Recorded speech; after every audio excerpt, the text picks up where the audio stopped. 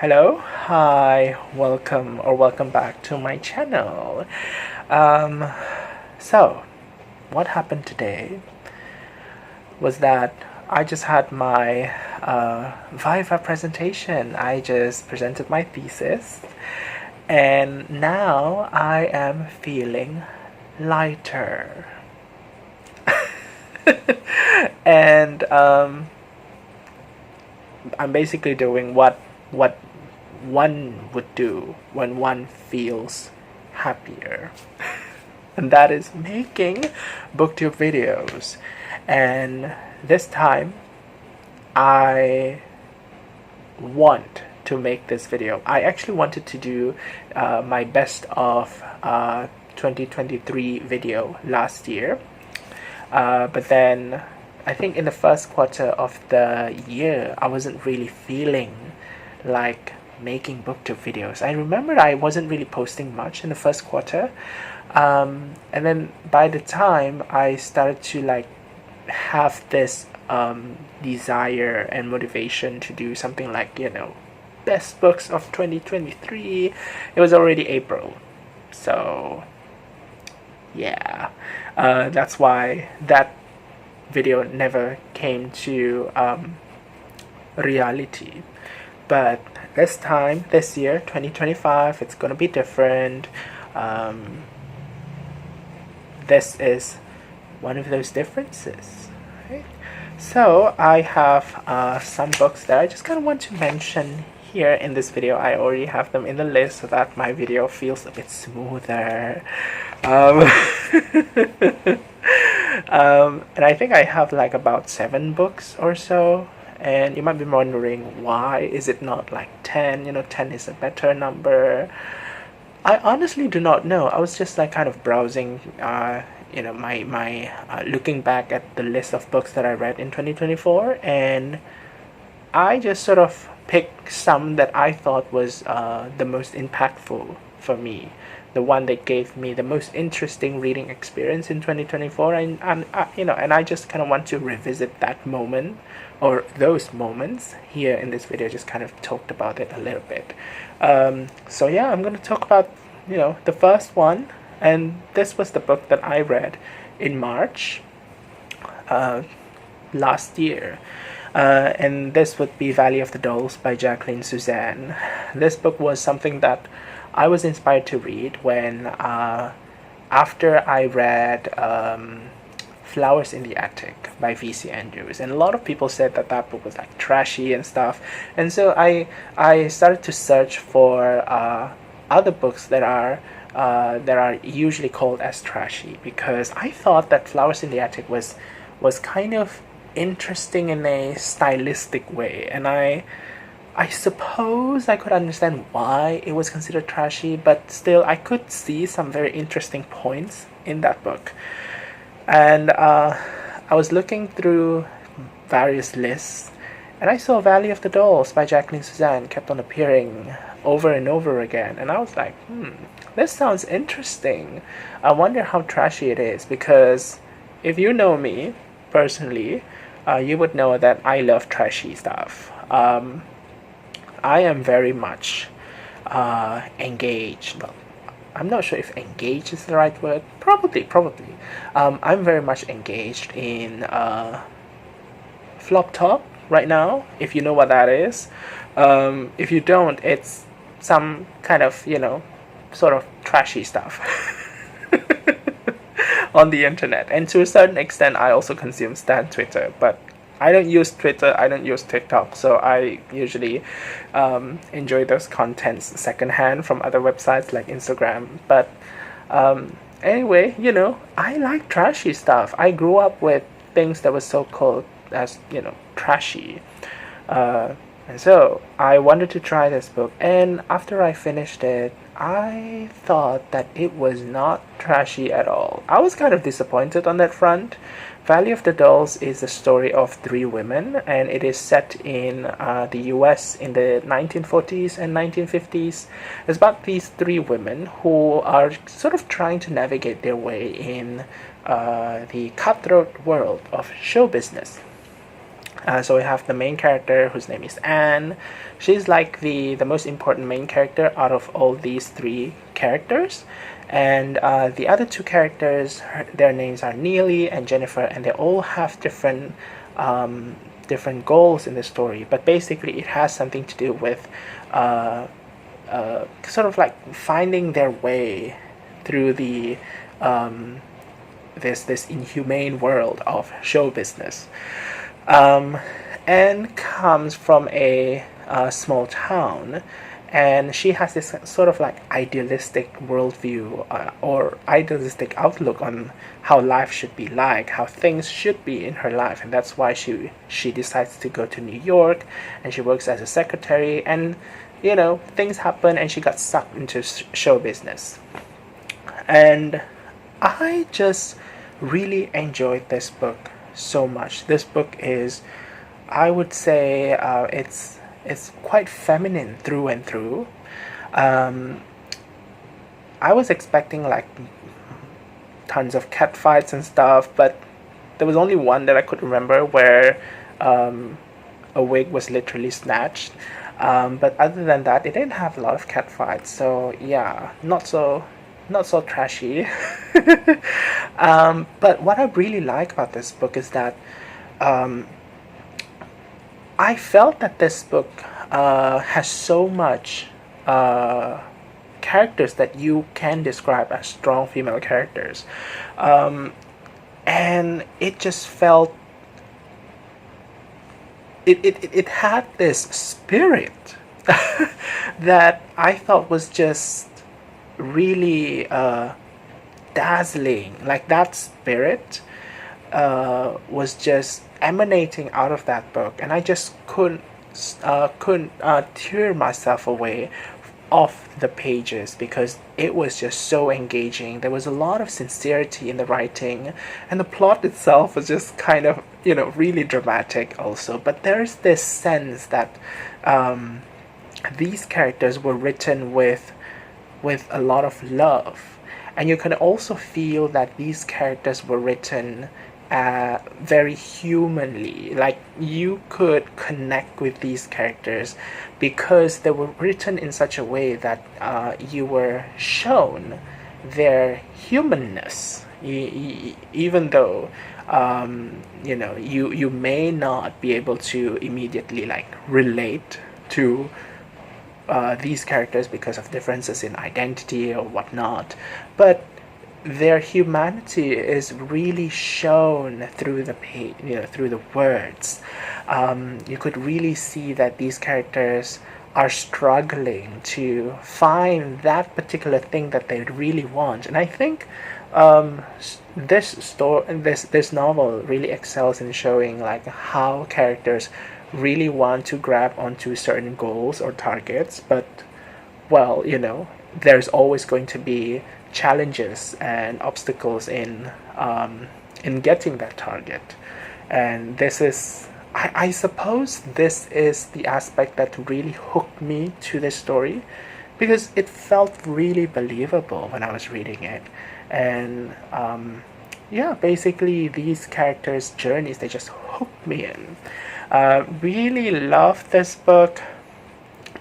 And this was the only book that I read in March. After that, I kind of stopped reading, which was a silly decision. But I stopped reading in March all the way until like sometime in July. Then I picked up reading for pleasure again. And sometime in July or August, I can't remember, I picked up Elif Batuman's The Idiot. This one was also interesting because at first I didn't really have much expectation on this book. The Idiot is about a young woman who just entered college in the 1990s, and she enters Harvard some more. And basically it's kind of like an account of her first year in Harvard. And the main thing that happens there is that she gets to know this one particular young man who is a senior, I believe, or at least a few years older, not a few years, but like a couple of years older than her. This young woman's name is Celine, and she's of Turkish descent. She's an American. And she meets this Hungarian guy with whom she has a certain feelings towards. And this feelings that she has towards this guy is something that she's trying to sort of express, but in ways that sort of makes her seem really awkward and, in short, looking like an idiot. Which is really interesting because we have a character who literally goes to like one of the most elite colleges in the world, and I suppose the title itself does have something to do with that as well. But what I really like about this book is that it is also something that really shows the vulnerability of the character in a way that is very sincere. You could really feel this candor just shining on the page, and I really enjoyed that. And I would say another reason why I really enjoyed it was because it also spoke to me in a very personal way, because this book, to a certain extent, it is some kind of meditation on how feelings affect us in ways that we may find very inconvenient. And you know what? Now that I mention this, I think this is probably like the what I really resonate with when it comes to this book. It is the inconvenience of feelings that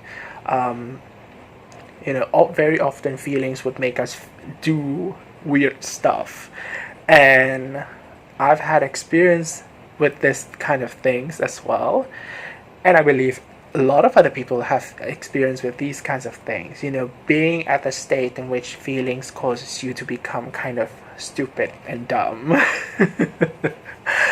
And it felt good to see something like this kind of situation being written on the page of a book, and to really sort of witness in a way how this experience is sort of reappears in other places, and you find that you're not very alone anymore when it comes to these kinds of stuff.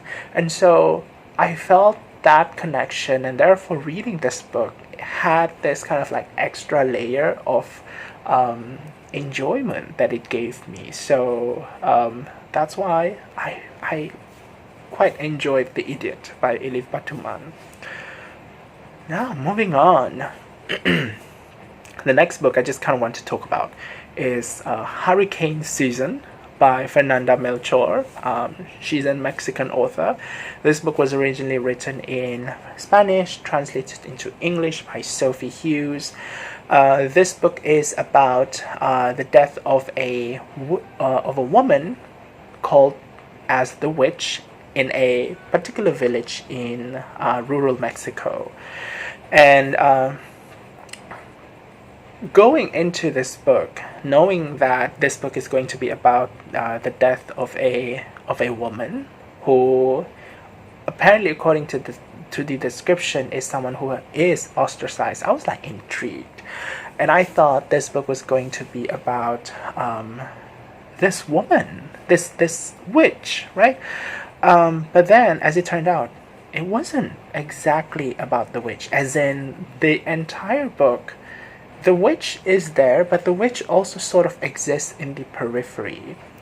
And the plot of this book, or rather the point, the surface level point of this book is just kind of like a story in which slowly it reveals who kills the witch, because the witch was found dead in a very gruesome manner. And so it's kind of like a whodunit, but it is told through different perspectives from different characters. Characters who have interacted with the witch one way or another. And we eventually would learn who killed the witch through the point of views of these characters who also live at that village alongside the witch. And by the time we learn who killed the witch, it didn't really matter anymore, because the point of this book sort of shifts already to something else. This book becomes a social commentary through and through. It is one entire book that talks about the realities of femicide. It's about how ingrained certain ideas are within a society concerning sex and gender dynamics and poverty, and how all of these things are very much interlinked at this particular locale where this book is set in. One particular aspect that I thought I really liked seeing was its kind of discussion or interrogation on how gender dynamics is something that is really powerful, because very often it is something that I would say, in my personal experience, something that is often dismissed in real life. Like, people usually don't put a lot of emphasis on stuff related to gender expression or gender roles, like the discomfort certain minorities feel about what they should or should not do simply because they were born this sex or that sex. And this kind of trivializing is something that you see often, but in this book it really illustrates how certain ideas about gender dynamics can have such big impacts on a society, for example, which for some people would motivate them to do certain things. So yeah, this was something that I really like. I felt that the writing was really powerful and it was really raw also. And also, just kind of want to add a little bit of detail related to this book. I also post my short reviews on my Instagram page, and that includes this book. Like, I used to post, a few months ago, I posted a review of this book on my IG. And then recently, I've noticed that so many bot accounts have been liking this particular post. And I was like, it's so weird. Like, many of these bot accounts also contain profile pictures in which the women are really scantily clad. And I was like, these bot accounts have interesting taste. Like, they seem to gravitate towards this particular book. Maybe there was something in that in that post that certain keywords that attracted them. Maybe, but I like to think maybe these bots have certain interest in hurricane season because of its subject matter, and one can only imagine. Anyway, moving on to the next one. It will be By Grand Central Station, I Sat Down and Wept by Elizabeth Smart. 2024 was the second time I attempted this book. And it is about a woman's sort of like meditation and lamentation and reflection on her affair with a married man. Now, just by that premise alone, you would probably think that, oh my gosh, this woman is, this woman should probably get a grip or something like that. But ignoring those personal judgment, I found that This book appealed to me so much because it was just raw emotions. Basically, it felt very voyeuristic reading this book. It felt like you're reading the diary entries of someone that you know, and they're reading about, and they're writing about all of these raw, intense emotions that they have inside them about someone that they like. And it always feels kind of mildly scandalous to be reading something like this. And that was kind of like the experience I felt when I was reading this book. And I think much of that also owes to the fact that this book was written in this very melodramatic but also poetic way. Like, you could certainly feel the rhythm of the prose, and in fact this book is kind of considered as a prose poem or something like that. I'm not really good with poetries and stuff, but reading this book I could certainly feel like there's a sense of rhythm in the prose that I just thought that was really interesting. And the kind of imageries that the author used in this book were full of stuff that were, kind of epic and dramatic. It contains a lot of, for me at least, obscure classics imageries. Now, for more well-read readers, they will probably think, all of the images that was used in this book was like, very familiar. But for me, it's like kind of impenetrable. But I feel like the impenetrability of these images also contribute to the fact that how some of the words, how some of the things that that the author employs in the prose of this book makes the whole experience of being in love with a married man seems like much grander than what it is, which makes it like bigger than life. Now, yeah, that's why I love that book. Now, moving on to the next one, I got Hotel Iris by Yoko Ogawa. This book was originally written in Japanese, translated into English by Snyder. And I think this book was published sometime in the 90s. And Hotel Iris is about a young woman. I wouldn't say a young girl. It's about a teenage girl. Okay, it's about a teenage girl who helps her mom run a hotel at a seaside town. And then one day she encounters a mysterious man who turns out to be a translator. And this translator has been seeing prostitutes as well. So basically, this translator was in the hotel where this teenage girl was working. Because he was seeing a prostitute. And so sometime later, this young girl meets this prostitute again. This young girl's name is Marie, I just remembered. So Marie meets this translator again, and they sort of develop some kind of friendship.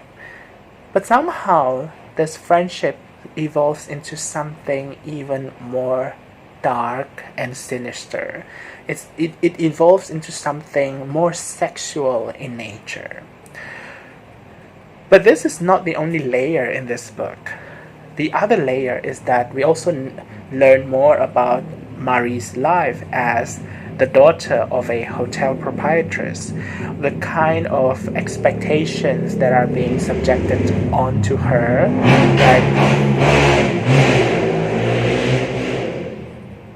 such a loud motorcycle. Anyway, back to Hotel Iris. So we learn more about the kind of expectation that was imposed on Marie by her mom, and she feels kind of suffocated by what her mom wants her to do, how her mom wants her to look like, how her mom would comb her hair and make sure that she looks a certain way, and she's like, so in a way, the two sides of Marie's experience in this book, her experience as this daughter of a kind of uptight woman, and also her experience in a relationship with this strange man, this translator, sort of becomes like the two sides of a coin, which I find really interesting. To me, it sort of relates to how someone is crawling out of a situation in which they feel suffocated, but they also crawl out of it in a way that is very coming of age-esque. I would describe this book as some kind of a twisted coming of age story, because it does have the elements of a typical coming of age, but it also contains elements that are fairly graphic, very very brutal in some ways. But I find that the graphic aspects of the book really works with what the book is really trying to really works with the kind of journey that the book is making Mari, that the book is setting Mari on, in order to sort of have a character development moment. I like that. I like how raw and brutal it is, but I also like how the change in the character happens in this book. In a way, it is a beautiful book, but at the same time, it is also kind of beautiful in a fairly perverted way. But very interesting. I like this one a lot. Now, moving on to the next book, I got Season of Migration to the North by Tayeb Salih. This book was originally written in Arabic, translated into English by Dennis Johnson-Davies. So, this book is about a strange man who lives in a village in Sudan, and the narrator of this book is a young man who just returned from overseas from his studies, and he is so eager to work and give back to his society and stuff like that. And so he returns to his village, and he ends up encountering this enigmatic man who lives at his village. This man has never seen this man before. This man's name is Mustafa, and he doesn't know what the deal is with this man, but apparently other villagers are cool with this Mustafa guy. Mustafa lives at the village with his wife and his 2 kids. But anyway, the narrator continues to feel really intrigued by Mustafa. And one day, Mustafa just did something that intrigued the narrator even more. Like, after Mustafa did this, the narrator was like, oh my gosh, I need to know this guy, or something like that. And it just so happened that Mustafa decided to tell the narrator his story, because Mustafa says he liked the narrator well enough. And so Mustafa reveals his story to the narrator. And then after this reveal, Mustafa leaves the village mysteriously. And now the narrator is left with taking care of Mustafa's wife and 2 kids. But the meat of this story is the story that Mustafa tells the narrator, which reveals the origin of Mustafa. Who exactly is this person, and why is he there? What was so intriguing about this Mustafa guy? And reading this book, I felt like there's this quality of otherworldliness to it. That there is a kind of quality to this Mustafa character that makes him feel like he's so ethereal. Like, he is sort of unbelievable in some way. And at the same time, reading this book with the narrator as the point of view character, you also get the sense that the entire story that you're getting, not just Mustafa's story, but also the story framed by the narrator, feels kind of unreliable, which kind of produces more and more questions. But what exactly is, what or who, or I would say what exactly is Mustafa as a person? And when you get to his story, you realize that it is a story that deals so much with cultural differences, and the way cultural differences in this book is written is in such a way that is also quite raw. It is in a way brutal and very gray. This is the part that I really like. I like how gray it is. I like the ambiguity when it comes to who is right, who is wrong. This book is set in Sudan after the country has become independent. And so there is a lot of discussion on what the state of the country is after independence, like what is the relationship of the country with Western powers, the country being like a representation of an Eastern entity. How does the country relate to the Western powers that used to colonize it? And how does power, how is power discussed through this lens, and also through a more personal lens, using Mustafa, the mysterious guy, as a vehicle. So basically Mustafa's personal story has something to do with stuff like conquest and power and a lot of conquering. But what kind of conquering? That's the mystery.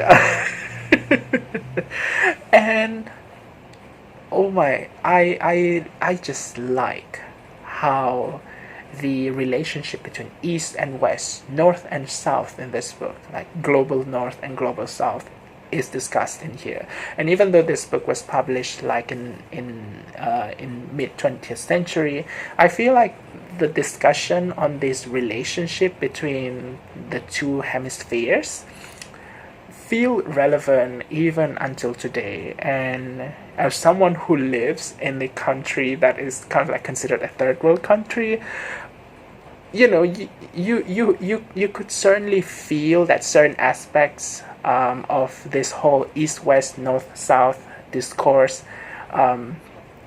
something that you could feel living here. So, I'm going to move on to the final book I want to talk about, and that would be, you would know it if you've watched some of my past videos. One of my most favorite books of all time that I just inducted into the list, that would be Kiss of the Spider-Woman by Manuel Puig, written originally in Spanish, translated into English by Thomas Colchie. This is a book that I thought was really beautiful. It's about these two guys who are in a prison cell in Argentina, and one of them is an apolitical, effeminate gay man, and another guy is a staunchly political prisoner, who is part of a revolutionary group that tries to topple the government of his country at the time. This book was set in the 70s, and basically much of this book is written in this kind of like dialogue form. So much of the stuff that we're reading here are dialogues, except for certain parts, but most of them are dialogues. So anyone who are very interested in reading books with tons of dialogues, this is it. Anyway, these two characters, the gay man's name is Molina, and the political prisoner, his name is Valentin. They sort of spend their time talking about movies that Molina used to enjoy and loved. So Molina would narrate these movies to Valentin, and Valentin would listen. And eventually, these two guys, who couldn't be more any different from each other, they strike up an unlikely friendship. And I like how the evolution of their relationship is written.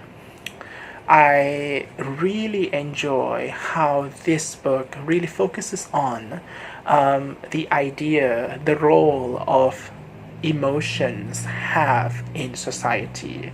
And I really like how this book touches upon the kind of like the duality, in a sense that what does emotions stand for when one talks about, for example, gender.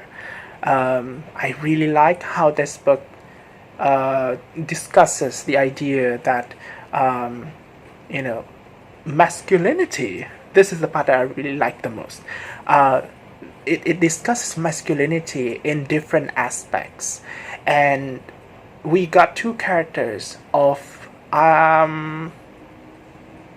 different end of the spectrum of masculinity. Dissociated a little bit, but anyway, I'm back. And you have these two characters who are polar opposites of each other, but they somehow are able to find common ground. And I like how this novel just kind of handles that. I like how it handles that change. It feels very personal. Some aspects of it really resonates with me as well. It spoke to me at a deeper level. But the way that it's just written, the pace that it uses, which is fairly slow but believable, allows this book feel very effective in conveying the change in these characters, and the subsequent events that would follow in this book would have a certain impact because it was able to establish this kind of emotional connection that readers can have with this book. I mean, I like the way that this book is written also, but focusing on my reading experience of this book, I really enjoyed how this book just kind of zooms in on how masculinity or femininity can be expressed in a way that is not necessarily needing to be constrained by a certain rigid ideas or any box. So the idea that political aspirations and expression of emotions, those two things can certainly coexist together without having to separate like water and oil. So I really like how this book handles that. It's just a really beautiful book, and definitely one of the books that I would highly recommend everyone to read, because oh my god, it is just so good. Anyway, I think I've talked a lot, and I think time is now 38 minutes. So I'm gonna stop now, and I'll see you again in a different video. So until then, take care, thanks for watching, and let me know what your top books in 2024 are, and bye bye.